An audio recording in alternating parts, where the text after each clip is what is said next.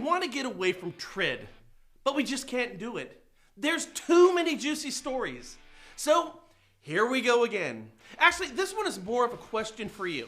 Well, anyways, according to the NAR, the National Association of Realtors, 54% of agents polled said they're having a hard time or cannot get a copy of the settlement papers for their buyers prior to the close of escrow.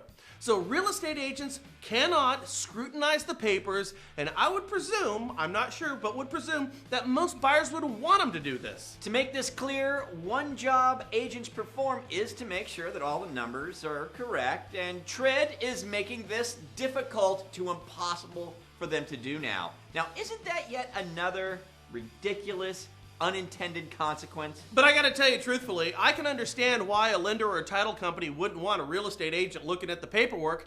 That's because if the agent actually finds mistakes, they could trigger a redisclosure and 3 more days of waiting. And that would be 3 more days of you, the loan officer, getting your phone blown up by ticked off buyers, sellers, and agents alike. Did you just call me Dookie? Oh, yes, I did, sonny piece of Dookie. Yeah, that's a fact, man. That's exactly what would happen. The thing is, according to the National Association of Realtors, agents are indeed finding mistakes when they do have a chance to look at this paperwork, like commission split mistakes, seller concession mistakes, that type of stuff. This is so typical of our industry. What we've done now is we've created a workaround. The title and escrow companies have. What they're doing is they're giving agents itemized lists of fees, but keeping any buyer or seller information off of it so they can stay compliant. Kind of like when we had GFE 2010 and that wasn't going over too well, so lenders began offering a separate cost sheet that looked suspiciously like the old GFE. Hey, question. Wouldn't it be in everyone's best interest to be able to allow the agents to look at the closing papers? And if there are any mistakes, wouldn't it also be in everyone's best interest for the escrow officer to fix those mistakes at the closing table and just sign the papers? You know, kind of like it used to be? The answer is hell yes. But proponents of TRID, they're going to tell you that an additional 3-day waiting period on these disclosures is necessary for the buyers or the sellers so they can digest the information and make the best, most informed decision for themselves. That's what they would tell you, and they would be somewhat right.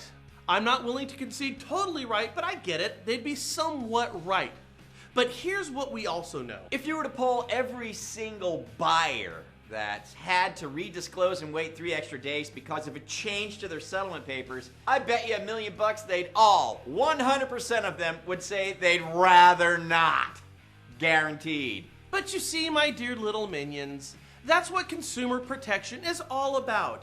You, the consumers, are incapable of making a good decision on your own.